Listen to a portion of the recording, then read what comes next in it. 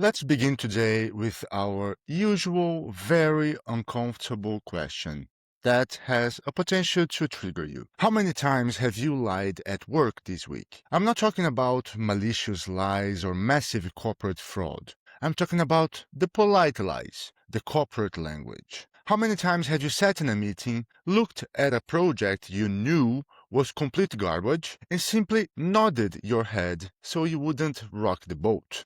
How many times have you filled out a 15-minute HR engagement survey, carefully calculating the safe answers because you didn't actually trust that it was anonymous? How much of your energy is spent just performing a role, wearing a mask, because you are terrified of what would happen if you were completely, brutally honest? We call it being professional. We call it withholding the truth. But let's call it what it really is. We are lying to each other, and it is costing our organizations millions. Stay with me until the end, because today we are going to tear down the corporate theater.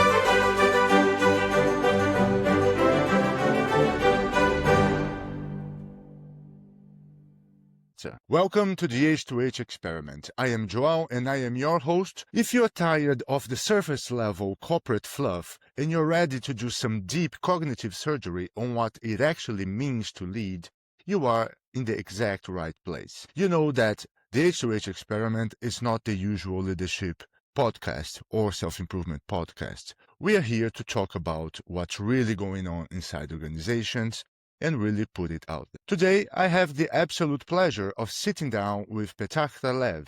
Petar is a former management consultant, a corporate director, and the founder of a fascinating company called Mirror 360. After years of working in high-stakes corporate environments, Petar realized a devastating truth. The dominant survival strategy for most employees is to hide who they really are. Our systems, our performance reviews, our corporate hierarchies, our HR surveys are fundamentally broken. They actually incentivize us to lie. And because of this, leaders are operating completely blind. They are steering massive organizations without ever knowing the reality on the ground. In this incredible conversation, we are going to call absolute bullshit on the traditional annual performance review and internal surveys. We're also going to explore the deep psychological reasons why your team is terrified to tell the truth. Also, we discussed why discovering your own blind spots, seeing yourself through the honest eyes of your team, is the ultimate leadership superpower. And also, we have talked about how the only way to fix this broken system is through radical, modeled vulnerability. If you want to know how to transform your organization from a theater of actors into a playground for authentic adults, do not go anywhere. Let's dive into the experiment with Petar Kralev.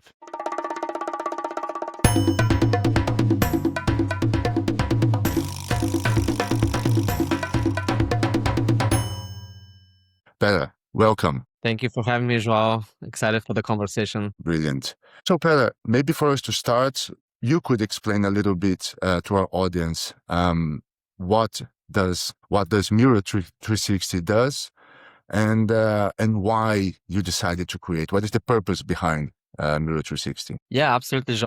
I'll start with the second part of your question. It's like why I started to do it, because I think that's what many people may relate to, which is we're often afraid to speak up honestly at work. And that is something we take for granted almost. That, hey, if I say something bluntly as I see it, I may get in trouble, right? Maybe it's because the culture is a little, oppressive, or maybe it's because you don't want to shake anyone's sort of bubbles, pop anyone's bubble, or you don't want to stick out. But in the organizational setting, that systematic withholding of honest perspectives creates a lot of visibility problems for leaders. And I had the pleasure of working in the corporation, frankly, from all angles, from the investment angle, from the C-suite, as a management consultant, as a director, but also early in my career as an intern and, entry-level analyst jobs. So I saw that lack of honesty at work contributes to why people are actually not that happy at work. It contributes to why organizations often spin their wheels in the wrong projects and sink, months, if not years, and swimming in the wrong direction. So what the vision for Mirror 360 was with a phone in our pocket, with the right technology and design, we could unlock the honest perspectives at work. And that will be better for everyone. It will be better for the employees to know how they're really coming across to others. And it will be better for leaders to know what's really happening on their teams. And that's what we built.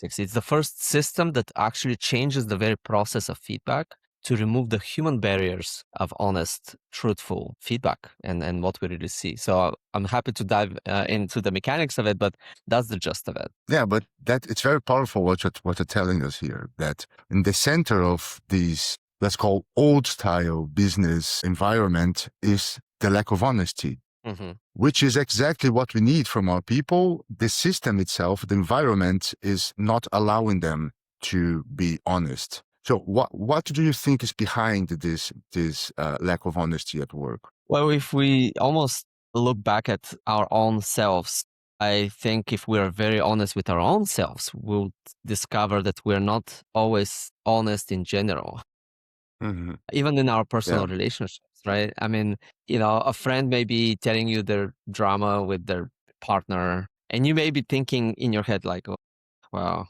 I can see why they did that to them," but you may not want to hurt your friend's feelings, and you may not honestly say what you're really saying. In the work context, the stakes are even higher to perform, and performing in a literal sense and in a sense of acting, acting in the sense of acting, really carrying a mask.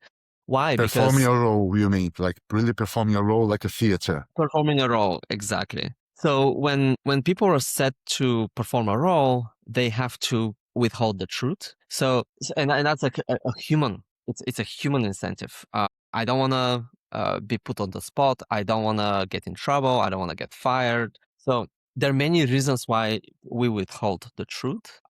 And some personality types are even more fearful, right? So some people are even more likely to withhold the truth. Frankly, in my own personal life story, I came to know why it's so destructive to relationships to fake it. So I'm on the spectrum of more blunt and honest perspective, but even I found myself in certain corporate settings, holding my own thoughts.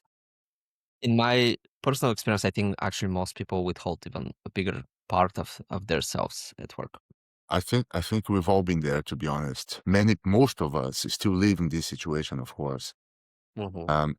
I believe that one of the key elements for us to have more human work environment is to be able to be ourselves, our authentic selves, right? You mentioned about specific personalities having more difficulty to be this open or honest. What have you seen in terms of these different personalities that you identified that usually withhold more their truths? Well, somewhat they may come into several buckets, but overall, people with more insecurities about how they are perceived by others. So the more insecure someone is in their own either role or persona or in their position as a professional, right? So if somebody is maybe a junior or relatively new to the company, they're really more on point to perform, to act, and to say the right things to the right people. And it's totally understandable, right? Like we cannot blame anyone for doing that. And this is really the insight. It's not that people are bad,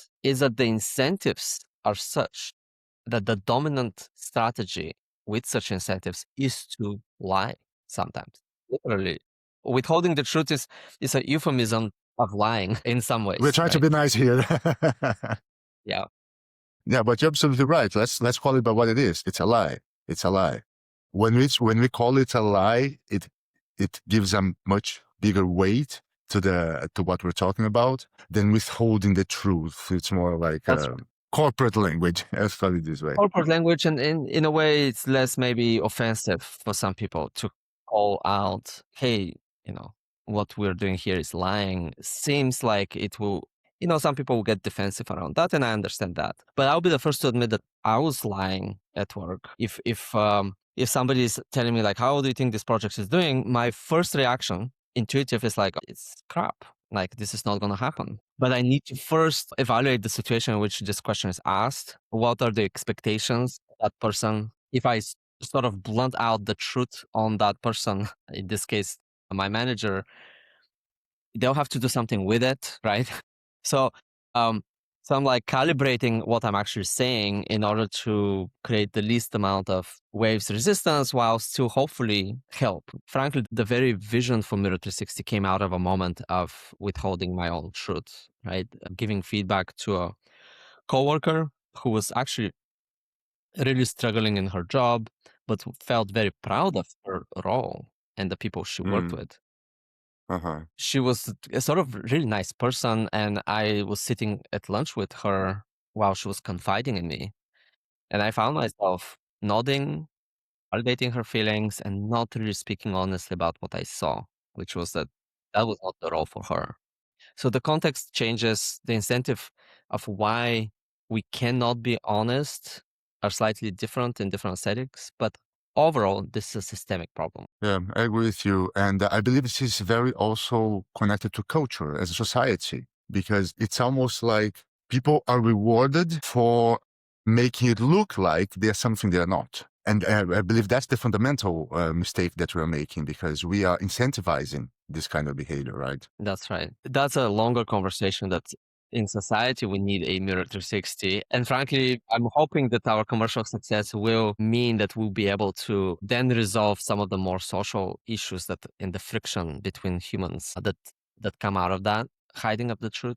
It's just in my corporate experience and my career, I saw that this is a very expensive problem.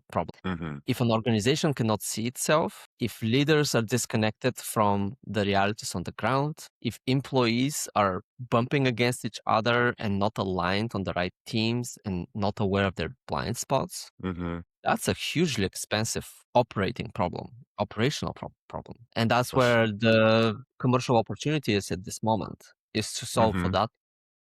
But you're right, like if we can nail that, if we can show employees that they can trust Mirror 360 to preserve their anonymity, to preserve their Mm-hmm. safety, and they get into the habit of vocalizing their truth safely, quickly, regularly, then that platform for truth can leak into the social sphere and help us there too.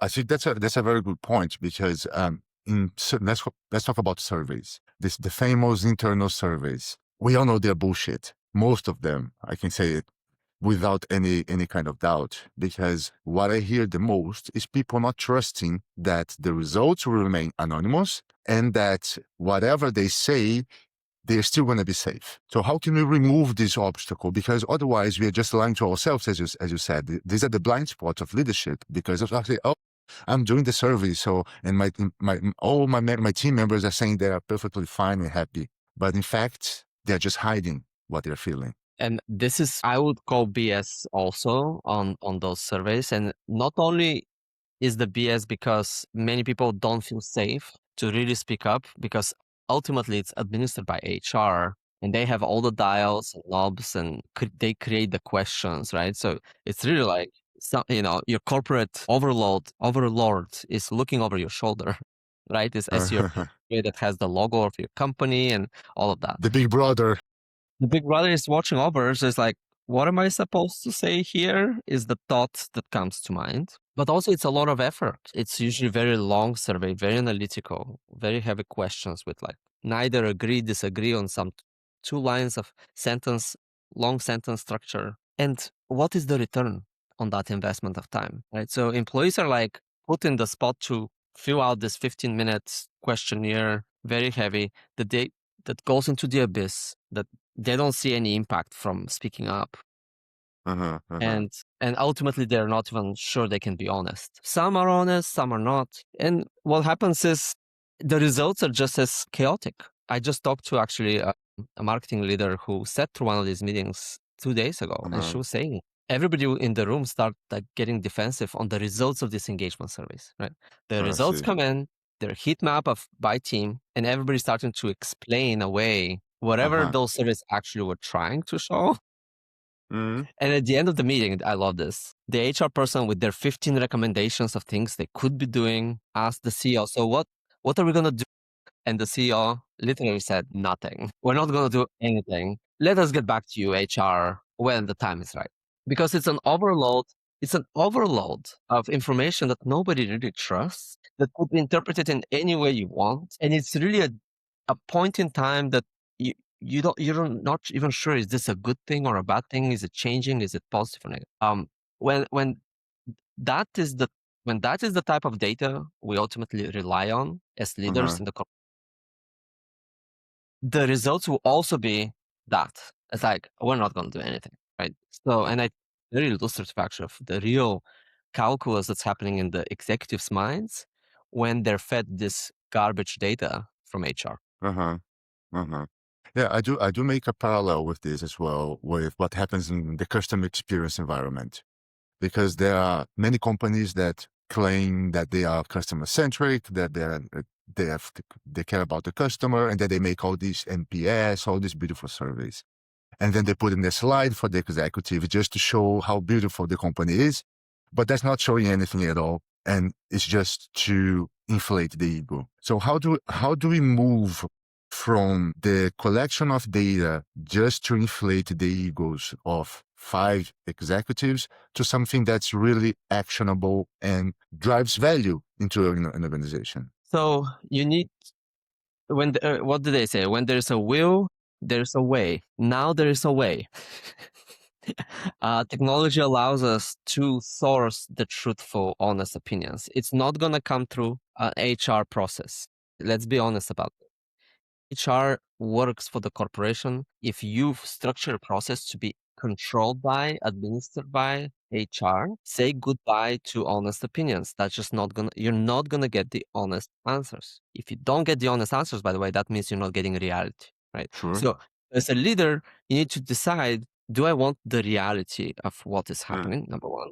And if you decide, so if you have leaders that want that, that's the biggest step. Then the next is, how do you make it safe, completely safe and easy for employees to give you that honest perspective on a regular basis? It has to be easy because you're not going to get it from everyone and you're not going to get it regularly if it's not easy. So that's the number one design principle in Mirror 360, is just how easy it is. It takes no hands. And it has to be safe, because if it's not safe, completely, undoubtedly, it's not going to be honest, therefore not going to be real. So no ifs and buts about it. Makes sense. Some executives will tell you, I've had conversations that will say, well, philosophically in our company, if somebody has something to say, we want to have them stand up and say it. And I say, Philosophically is precious. it's precious, how cute, right? It's like, knock yourselves out, because that's not that's not how humans are, right? Welcome to humankind. Welcome to humankind. Yeah. So we've designed it around the human condition, right? That humans are going to maximize for safety first. We'll try to, depending how you set the rules, they're going to play their game in the dominant strategy, which is like to preserve the self and to optimize for self. That's just how it is. But when you make a system that is anonymous, safe, easy, then you remove those barriers, the human barriers to speaking up honestly. And when you make the insights automatic and distribute it on a need-to-know basis, then there is a return on investment. Even that little investment you put 20 seconds, you start to see the impact. And that's what we saw in Mirror, where when people start to see their mirror images, how am I actually perceived at work? It's the wow factor. It's like, wow, for the first time, some tooling that our company has incorporated gives me something back that's so transformative. I mean, to see through the eyes of others, right? It's like a superpower to discover your blind spots. So that closed loop of value props of like low barrier to entry, safe to be honest, and then automatic insights to give you something in return creates this new habit, which is a human habit, to actually speak up honestly from time to time when the tool asks you. So that kind of is how the sketch of how the system is set up. So what I'm getting between the lines, and correct me if I'm wrong, is that we also have a big issue of boardroom or executive teams not having the balls to actually face the reality. So they don't take that step. They don't want to know the truth. They don't want to have, because once they open the Pandora box, they have to do something. If the shit sandwich is on the table, someone needs to deal with that. Right. So is this also something that we're lacking, you believe? Yes. And this is the persona identification. We're very cognizant that people who grew up in the corporation through the ranks of the organization, through the bureaucratic setup that is today, the corporation, are almost so ingrained in the system as it is today that by the time they reach the top level, they may have sort of eaten the shit sandwich so much like that they think that's the normal thing. And frankly, anything else scares them. It scares them, right? It's like, I just know how this operates. I have clearly succeeded in the system as it is, in the lack of truth. So why change it, right? So there's that angle. Then there's the owner mindset leader, which in my opinion, if you don't have an owner mindset as a leader, that's leadership malpractice. Okay. Because the leader is supposed to think of the organization as a whole. I mean, they're leading a freaking organism, right? We call the organization. And that organism needs to operate efficiently in order to achieve certain goals. Sure. If you as a leader are afraid to upgrade the nervous system of that organism, to allow for the individual parts of that whole to communicate and to sense and transmit the signal cleanly, I have news for you. In 10 years, you'll be left in the dust as a leader. I mean, you pretty much will not be allowed to be leading orgs with that mindset, because in the age of AI, things have to move faster, and efficiency, that's the game. How efficient can a organization run in this environment? Not to mention, by the way, the generational changes also that are coming, because Gen Z used to Instagram and immediate feedback and constant kind of validation, and they need that recognition. They need fair and quick response rates on, how am I doing? And the old systems are just not set up. They have not yet been upgraded to match the expectation of the new generation. So between technological and generational change, I think this is about to happen in the corporation. What we position Mirror 360 for is the infrastructure on which this will happen. Yeah, you touched on a very good point about the generational changes, because we have this new generation coming that we can see in the work environment that their presence is different, the engagement is different, they expect different things from the business. And I believe that's going to be also a very important driver of this movement, of this change of culture in the organizations. Do you believe that these two pillars are the most essential, technology and the generation change? Force, let's call it force, because it's going to, that's what's going to happen. That's going to be by force in the end. Yeah. The change. I think those are the tail winds that I see driving like this change. AI, frankly, for the first time, I think allows leaders to rethink processes that may have been ingrained like HR processes for at least 20 to 40 years. And say, wait, we're doing performance reviews still, like once a year. We lock out managers for like a month to write these like paragraphs and collect feedback and really massage things, then go and fight it out in a boardroom. And HR says, well, we can only have like 2 5s this year, and everybody should be a 3, right? I mean, are we serious? We're still doing this in 2026, and everybody knows it's BS, but we're spending like a month of corporate resources on this. It just, now that we have AI, I believe people can step out and say, okay, like, we need to be more efficient. This is by far one of the most inefficient things you can imagine, what we're doing with performance management. And frankly, people hate it anyways. So it's not like if a corporate leader says, hey, let's actually innovate here, let's implement a platform, a new infrastructure that kind of runs in the background 2 minutes a week, like nobody really, no heartburn, and we can start improving naturally and organically based on the truthful knowledge of what's actually happening. I think the trade-off is not hard to make, and the opportunity right now, the window is opening for those type of very big mind shifts, which maybe 5 years ago, it was harder to make the case why change your mind on something that's been around for 20, 30, 40 years. Yeah, you mentioned about the performance review, and I remember this story about Microsoft. In the business world, there's a story that's been told several times about how they moved one of the things that they changed was how they evaluated, assessed the performance of the employees. That they had exactly what you described, like we need to have this limited number of people as top performers, this average and this low performers. It doesn't matter If we have 100% of high performers, I don't care. We need to have someone in the low performer so that we can stimulate the competition, which is something absurd, correct? Absurd because, I mean, my co-founder spent 17 years at Microsoft, so he's quite familiar with the ups and downs and changes in that. But because it penalizes good managers that hire properly and create amazing teams. HR is telling them, yeah, but you still have a lot underperformer, right? Like, so you need to force somebody in really good team and internal, competition that is, again, egos fighting with each other for those limited slots. And that, are you trying to really create a team that works together? Are you trying to fit some HR arbitrary metric that came out of nowhere? It's absolutely impossible. How can you create collaboration if people are competing between each other, not share information because, oh no, I want to be the top performer this year, so I cannot share any kind of idea with you because I want to be the best. There's no way that company is going to grow in that environment. And the amazing thing with Mirror 360 is that we don't have a hard curve.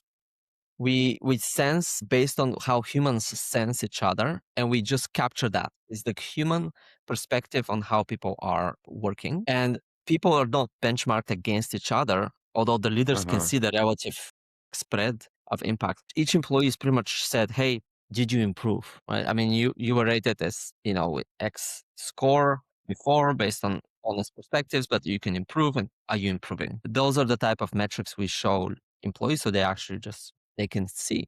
By the way, one of the hypotheses we had was like, if you make it fully anonymous, would people try to backstab each other, things like that? Frankly, I didn't believe humans are like that, and we showed that no. In fact, people like each other more than most people expect, and a lot of people are really good performers, and now they can see it in real time, and they know it's honest, and that alleviates so much of that anxiety at work, imposter syndrome that high performance usually have, and they feel more part of the whole, right? Because they feel seen. So there are many amazing outcomes when you turn on the lights of truth. Yeah, I agree 100%. I think it's amazing everything that you're describing.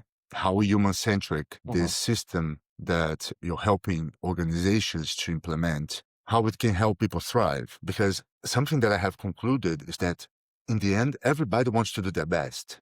People are not bad by choice. People are not don't choose to be underperformer. They don't choose to do something evil most of the times. But still, organizations treat people as if with mistrust, as if they keep just people that cannot be trusted, people that we cannot rely on. We cannot empower them to take decisions because they cannot be trusted. So if this is the culture inside an organization, then how can anyone expect growth, sustainable growth, and long-term sustainable growth in an organization if people feel like they are not trusted? It's impossible, right? It's impossible, and I think it is a self-fulfilling prophecy, like you said. Like when it seems like people are treated as children, and managers play the role of the parent, but somehow they know better. And if you actually look back, why? Because they came 2 years before me, so now they're promoted to manager, and all of a sudden, like now they have to parent me as an employee, need to tell me how I can be better as manager. I mean, they have a perspective, and sometimes it's a good one, sometimes it's not. And frankly, ask any HR leader, and they'll tell you, like, yeah, the manager problem is a big one. Like, how do you teach managers to be good managers? I mean, and how do you make it consistent? You cannot. You literally cannot, because each individual is separate and different. So to put them in these like roles of, okay, now you play the parent of your children, your subordinates, and expect that everyone will do a good parenting job, it's not going to happen. So this is the infrastructure that's missing, that layer of the most difficult type of communication, which is feedback, interpersonal feedback, to automate and standardize it so that everybody has a full look of how they're observed and seen and perceived at work. And that then becomes the basis of any manager conversations and mentoring conversations. But now managers are grounded in reality that is actually much more comprehensive 360 reality, not their myopic, sometimes well-informed, sometimes ill-informed perspective on how their subordinates are doing. We have all seen it. Perfect executive, the perfect one. Polished, buttoned up, delivering a sanitized script with the mechanical precision of a news broadcaster. They are technically flawless, and yet, sitting in that audience, you feel absolutely nothing. The corporate world has taught us to hide behind slides, to muffle our heartbeats with tailored suits, and to use jargon as a shield. We were told that executive presence meant being impenetrable. We were told wrong. My new book, Shut Up and Feel, is the definitive antidote to the corporate script. It's not about improving your public speaking. It's about unlearning the performance. It's about the neurobiology of your presence, the architecture of your silence, and the radical courage it takes to be human in a world of robots. Stop trying to survive the stage. Start owning the room. Shut Up and Feel is available now on Amazon. You can find the link right here in the show notes of the episode. Drop the armor. It's time to connect. Feedback, I believe I trust so much on the power of feedback. I can say that I am a healing people pleaser, and so I struggled a lot to give feedback. This was something that I have been working on for the past few years, and I believe that I am in a much better place now. We talked before about the lies. People pleasing constantly tells these white lies just to get away from conflict, just to try to get everybody happy and with a good environment, with a good energy. But in the end, you're doing a disservice to everyone. And so when I managed to do this shift and I started being able to do this feedback, constructive feedback or adjusting feedback, then I could see my team flourishing. It's impressive how good it is as a tool to develop people, to help people grow. Absolutely. And you're talking about the qualitative feedback that, I spent, classes in business school on how to give feedback. And I'm like, I don't think I'm a master, even though I sat through classes at Berkeley about it. And imagine now the scaled problem in organizations of people who haven't gone through business school. So they don't even have some of the basics. But what we discovered actually checks out what you're saying, that when people when they discover their blind spots, it is like a superpower. For the first time, you're like, oh my God, like, I guess my communication. I mean, we had one of the owners of a company who acknowledged, we talked to him a couple of weeks ago, and he said, my communication was not that strong. And he is the owner. So he's going to come up to the owner and say, hey, like, dude, they just live with it, right? Like the employees live with it. But when they can honestly be, when they're honestly polled and they surface this as a consensus view, the owner's like, oh. So he said, I stopped criticizing people in group settings and I stopped using vulgarities, or at least minimized the use of vulgarities.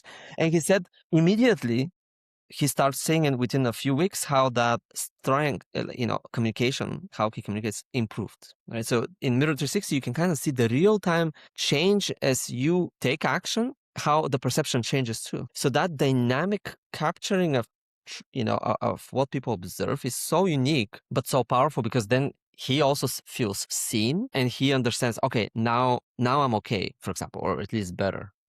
And he gave other examples with supervisors that also course corrected within weeks and felt so validated that their action in initiative is being seen by others.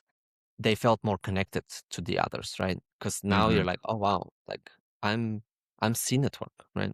It's impressive, like how this connection happens immediately. Because when you don't have feedback, you're doing things, and you can only guess from the eyes of others, or maybe a smile, a hint of a smile. You're like, what do they think of me? I mean, this is such a basic human question. It's like, do they like me? Am I doing the right thing?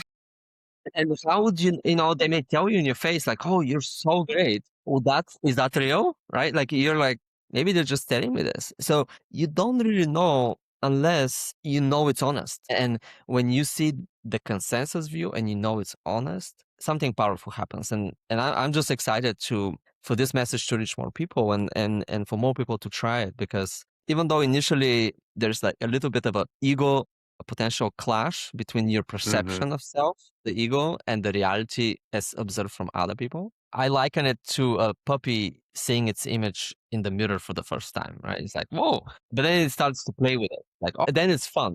But the initial reaction might be surprise, shock for some people. It may be emotional even, but it always is good. Always in the It long run, is. and not It in the is. long within days of that self-realization, you're like, oh, but that's actually a superpower because people are already thinking that. It's not a Mm-hmm. new reality. It's just a reality Uh, you never saw, uh-huh. and it's empowering. It is. It is. Absolutely it is. So our conversation has been going around psychological safety in the end. That's my understanding that we're very much focused on this feeling of being emotional and psychological safety in the work environment. Would you be able to share any tip, any concrete thing that the leaders that are listening to us, they can do tomorrow when they get to the office and say, okay, I'm going to start doing this so that I can get at least a little bit more of safety to my team to help them become more their authentic selves? Yeah. I think modeling, it's so important to create psychological safety. So as a leader, your responsibility to allow your team to function better is to lower their guard, lower their protective, fearful, instinct in order to give more of themselves at work, right? But you cannot ask them to do it if you yourself are not doing it. So showing vulnerability, acknowledging maybe mistakes and how those mistakes made you feel, that lived felt experience was for you, Uh, I think immediately creates more psychological safety for others to lean in and feel more connected to you as a leader, as on a human level, and then potentially start to show their own vulnerability and truthful selves. Ultimately, in order to create connection between people, and any organization must, right? If they want, if an organization needs to work as an organization as a whole, it needs to create connections between the individuals within it. And yes, those yes. connections can only happen when we lower our barriers and guards. And that psychological safety is frankly kind of the way to do that. So the one practical tip is model, be the vulnerable model so that others can start to become more open themselves. Vulnerability is absolutely the most powerful tool for human connection that I have ever seen. I mean, Brené Brown talks about it so much. I love her work, and she defends a lot vulnerability. And we use a lot also in our daily work around here. So it's a very powerful for someone that never tried vulnerability. How do you think they could take this first step? How can they have this conversation as a leader? Try it with a loved one first, because it's a we often practice the opposite. We practice the mask, the image, right? And in fact, our society rewards us for what image we can create. But in creating the image, we lose ourselves in the image, which is why many people have to go on depression medication, right? The disconnect between the mask and you, the authentic you, is what drains you. Mm-hmm. So I would say in order to practice the opposite, vulnerability, which feels scary at first, you need to first feel safe in your environment. So practice with your loved one, sharing something that normally you would not go there, and see Mm-hmm. how it feels, because it may feel scary, but you will discover inevitably very quickly that that allows the other person to lean in closer to you, and all of a sudden you feel seen. So it's actually a good feeling. But if you practice that at home with a loved one, then you can then take that practice to work where the stakes are higher and feels even more scary. Whatever we do to improve our relationships at work, our environment at work, it reflects in our personal life. It reflects at home with our kids, with our partners, with our friends, because Absolutely.